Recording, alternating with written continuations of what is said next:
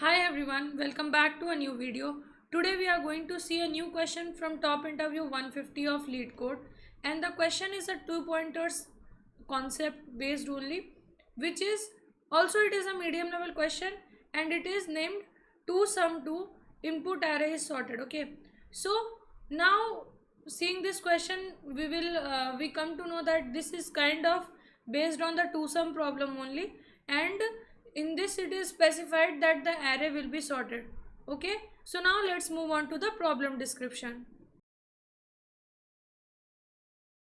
So let's see the problem description now. In this problem we have been told that we have been given one indexed array. Okay, so usually what we have is zero indexed array, but here we have been given one indexed array of integers, which is numbers, and it is already in a sorted order. Okay, and it is in ascending order. Okay, now we need to find two numbers. There will be exactly two numbers which will add up to a specific target number. Okay, and what we need to do is we need to return the index of that numbers. Okay, so now what we have been told, we need to return the indices of two numbers, index 1 and index 2, added by 1 as an integer array. Since it is a one indexed array, usually we will be iterating by from 0, right? So we need to return add a value added by 1. Okay, and the test will be generated such that there is exactly one solution. There is exactly one solution, and we cannot use the same element two times. Okay, and we have also been told that your solution must only use constant space. Okay, constant extra space, which means our result that we have here, it will only be the extra space that we will be using. Okay, in this we will be storing our the result. Okay, there will be two values in this, let's say 2 and 3, which are the indexes. This only will be stored and returned. Okay, so now let's see the example here. We have been given 2, 7, 11, 15. As we can see, the array is sorted. The target here that we have been given is 9. Okay, so we will start the iteration. Let's not talk about iteration right now. So we need to compare, take this number and take this number. We need to check if the sum is 9 or not. In that way we will right now we have 9 only, so in the first in the first time only we will get the required answer. So usually what we will return 0 and 1, right? But here we need to return 1 and 2. Okay, as it is one indexed array. Now, as in, let's see the another, the second example. We have been given 2, 3, 4. We have the target as 6.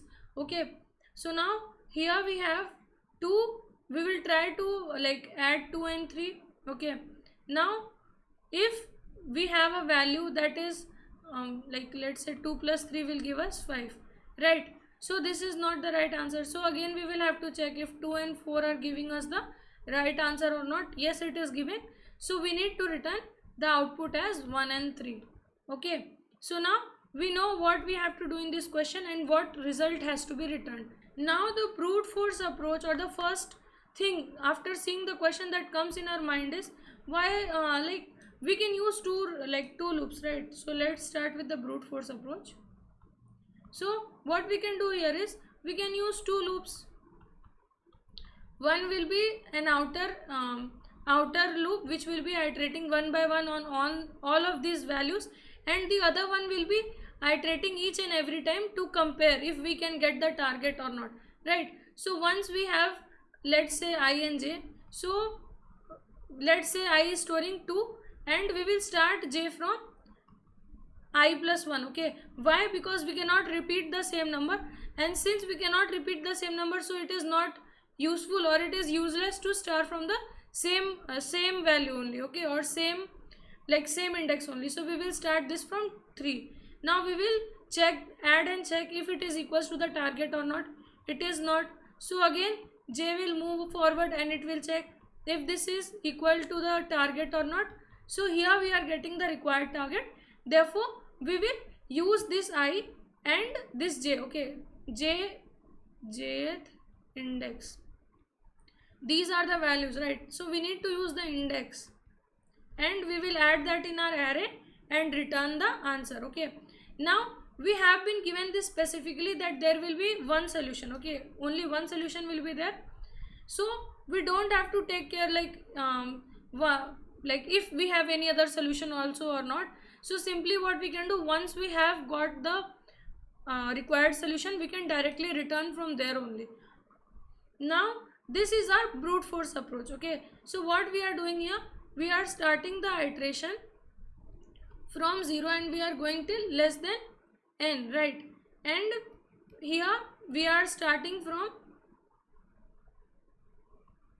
I plus 1 and we are going till less than n. Here actually we can go till less than n minus 1, right? Because if like we need to compare it with some value, right? So we can we have to go till less than n minus 1 and this will go till less than n. Now what we will do, we will check if ARR, let's say the array is ARR, okay, plus ARR of j is equals to the target. So what we will do, we will simply return the array. Okay, so we will form the array here only and we will return. So we will return I plus 1 and j plus 1. So what is this? This is a kind of like this is a brute force approach, right? The time complexity that we have here is O of n square. Now although we are using a constant space here, but this is not appropriate, right? We can like optimize this code more. So now let's move on and see how can we optimize this. Now after seeing a question that has a sorted array or that has something related to sorting, right? So the other approach that comes to our mind is related to binary search, right? So in this, if we are using binary search also, then also it will take O of nearly O of n log n. Why do I say that? Because let's say we have this array, okay, 2, 3 and 4. You will start from here and you need to check every condition, right? After this you will have to split the array, right? Once you start from I is equals to 0 and less than n. Again, if you are using binary search, then you will have to keep changing this starting point, right?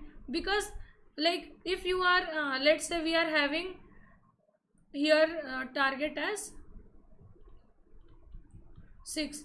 Now my 2 is at this end and my 4 is at this end, and if I use the simple binary search approach, then what will happen, my array either will be taking care in the like it will, the operation will take part in either the left half or in the right half. Okay, so in order to like get the appropriate answer and to like check all the part of the array for the answer, we will have to go like we will have to go through the iterations, right, for checking every condition.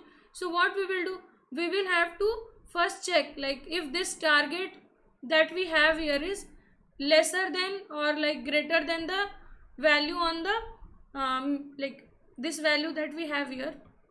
Okay, we have 3 here, so we will check like normally in the binary search we are checking if the value is greater or not. If this target value is greater, then we can get the answer from this end, right? So what we will do, we will first move on to this part of the array. After our like we have got a valid candidate, then we will move to this part of this array, right? So using binary search here will become quite clumsy, and we have even a more appropriate and more efficient approach than this, which is using the 2 pointers. So we won't discuss much about binary search because this is not an appropriate, like this is not like a very appropriate approach for solving this. You can like try to like you can try to solve the question using binary search, but here I will be discussing the like approach using optimal, right, like 2 pointers right now. Okay, so now let's move on to the optimal approach where we will be using 2 pointer. Now the simple thing that we need to observe here is our array is sorted, right? Now let's say I have the target here as 6. I know there will be only 2 values. Okay, so my value, and I know there will always be an answer and it will only be one answer. Okay, so once I start the iteration, okay, what I will do is I will start one pointer from here and one pointer from here. Okay, now what I will do, I will check, let's say this is I and this is j. So if the value at I plus j is giving me my required answer, okay, then I will simply return the value, right? Return I plus 1 and j plus 1. Now let's say I don't find a value, okay, let's say I have target as 5 here. So if I will do 2 plus 4, it will give me 6, which is greater than 5, right? Which means that if I, like, we don't have any values here, but if I will be moving to this end of the array, I will not be getting my answer, since the target is lesser than the value that we have got here, which it means that we will have to go and check for a solution at a j minus 1th index, right? Because right now we, like, the value is smaller, right? Which means we will not be getting an there is a possibility that this 2 is a valid candidate but this 4 is not. So what we will do, if this sum, okay, if ARR of I plus ARR of j is greater than the target, then we will first decrement the j, okay. So what we will do here is j is equals to j minus 1. Now once I have decremented the value, what will happen, my ith pointer is here only, but my j pointer will come here, and I will see that 2 plus 3 is giving me 5. So I have got my answer, right? So once I decrement the value, again we will come here and we will check if, like, if the value is equal or not. So we will be getting our required answer, right? So this is about how, like, how we will decrement the j value. And let's say now we have a value where this is greater and equal. Now if the target value that we have is less, okay, so let's say I have 2, 3, 4 and 5, okay, and my required target is 8. I will start from here and this will start from here. The value that I have here is 2 and this is 5. So when I am adding it up, I am getting 7, which is lesser than 8, which means I will have to move forward, okay. So in case when the target value will become greater, okay, or the sum that we are getting, it will be less than the target, then what we will do, we will increment the value of I, okay. So we will simply give here else condition. We will check this in else. If this will become else, we will increment the value of I, okay. And here what we will do, this is going in a loop, right? And till when will the loop iterate? Till we have I less than j. Why am I not giving equal? Because we cannot take the same index, right? Like, we cannot take into consideration the same index or the same value, so we will simply, like, go till less than only. Now we have the we discussed the brute force approach, we discussed kind of better approach, okay, and this is the optimal approach, and this will be taking a time complexity of O of n, okay. So now I will mention the code for the brute force as well as the better approach that was using binary search, okay. You can check it out and refer to it, because once when you are asked this question, like if you are asked this question in an interview, so you should be able to at least explain the binary search and give them a pseudocode. For that reasons, I will mention that in my GitHub, and we will run the optimal code right now on the code editor. So now let's move on to the code editor. So let's see the code now. Let us declare two variables I and j. One will be starting from 0th index, the other will be starting from n minus 1, right? So let's go from length of numbers minus 1. Now what we will do, we will start the iteration and it will be starting from I and going till less than j if the value, that is numbers of I plus numbers of j is equals to the target that we have been given. Then what we will do, we will return I plus 1 and j plus 1. Now else if we are not getting the, like, it is not equal, then we will check numbers. Let's just copy this.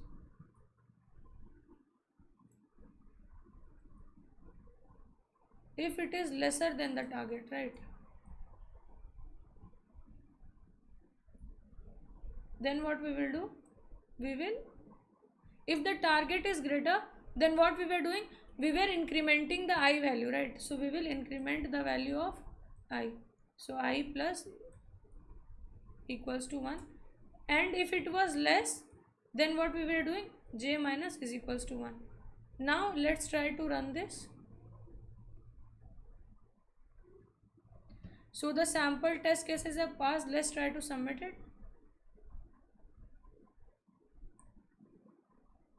So this code has been accepted.